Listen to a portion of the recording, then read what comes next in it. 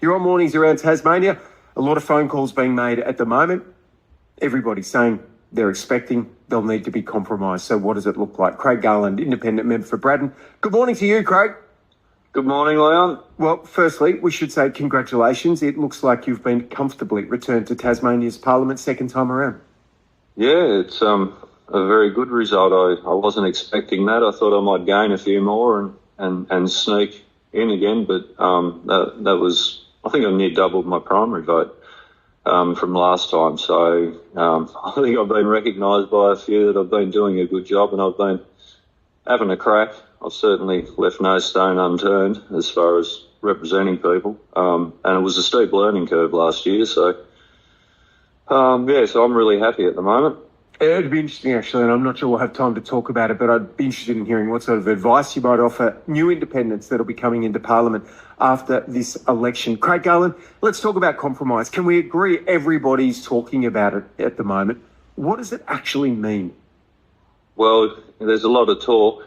And then in the same breath, I hear we're not moving on salmon, we're not moving on native forest logging. That's not how you come into conversations. Like compromise and finding common ground is just that. But stating the exact opposite after they've said that's what they're willing to do. So, the ball's squarely in their court, both major parties. They hold all the cards.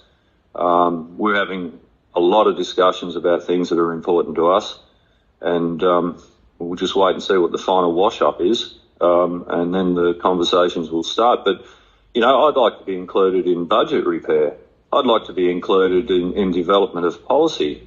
Those two things I think are absolutely crucial with the talk of compromise and working together. We have to be at the table to have input into that, I think. On the issue, well, you've had conversations now with both the leader of the Labor Party and the Liberal Party. Am I correct in that? Yes, that's right. And so what are those conversations look and sound like, Craig?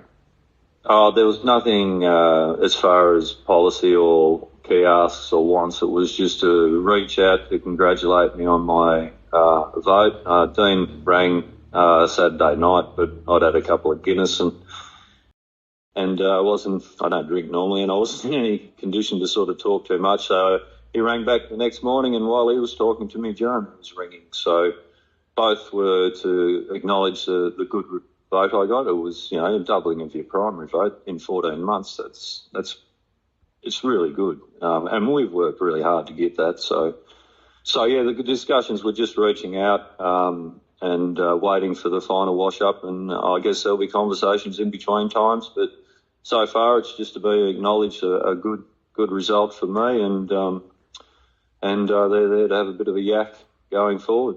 So are you not ready yet to talk to those major party leaders about what it would take to earn your support in confidence and supply on the floor of the Parliament, if that is indeed on the table? Others in the past have said, I make no deals, I'll take each vote on its measures, but have you talked about what's on the table for you? No. I'll be meeting with my staff today. Like, we had a bit of a celebration on the weekend, soak up the good result. The results are still coming in. It'll take a week or two. There's just so many things. There is not one thing, and this is what I've found out since I've been in Parliament. You come in with, a handful of issues that are important to you, and suddenly they take a back seat because there's all these other issues that have arisen and come to the forefront. So it's an interesting space. You could have all the greatest desires and best wishes, but things change constantly, and we'll be taking our time and having a lot of discussion about the best way forward for us. But the ball's squarely in their court. They're talking about collaboration and compromise. Well, they've got to walk the walk with this one. And so what does compromise look like? Craig Garland's my guest this morning, newly re-elected independent member for Braddon. You're on 936 ABC Radio Hobart, ABC Northern Tasmania. So what does compromise look like? Let's pick an issue. Let's pick the salmon industry, for example. Both the Labor and the Liberal Party, very supportive of the industry. You have questions and concerns. So what might compromise look like? Well, let's flip over to South Australia. Look what's going on there in their marine environment. That is absolutely tragic. I don't want to see the same situation here. Wherever salmon have gone in this state, they've taken their disease with them.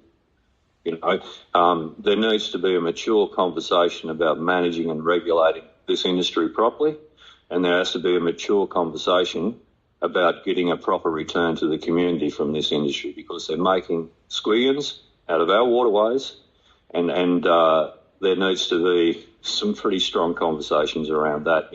I look at what's happening in South Australia. I know fishermen over there. That is the worst thing you could possibly be dealing with. You cannot keep dumping your effluent into our ocean and the antibiotics and everything else and march along as if everything's okay. We've just come out of a 14,000 tonne dead, dying fish through the marine environment. The marine environment is warming, disease is changing, and to put your head in the sand and say everything is okay, well, it is not. And South Australia is a classic example.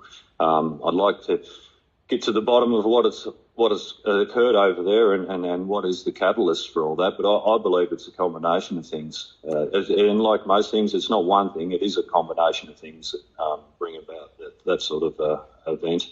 Craig Garland, ultimately, well, I mean, you may choose not to choose. That's also a possible pathway. But what timeline are you working on to make a decision for the leader of the Labor Party or the Liberal Party to suggest you'd be more supportive of them trying to find support on the floor of Parliament? I've got no timeline, no deadline. I just want to make sure that what we do is the right thing and to get fully prepared for working in a collaborative manner to make this government work. And we've been there in that space. In the last Parliament, I was rushing around trying to get support for Labor and what have you. The Liberals said they wouldn't go with another leader, and Labor wouldn't work with the Greens. And now here we are in a situation 6 weeks later where they'll be scrambling to work with whoever they can get hold of. So it's a wake-up call. It's a new space, and it's going to take a mature approach. And no timeline, but we'll do what we think is the best thing and enter into those negotiations with good faith. Craig Garland, appreciate you talking with us this morning. Thanks, Leo.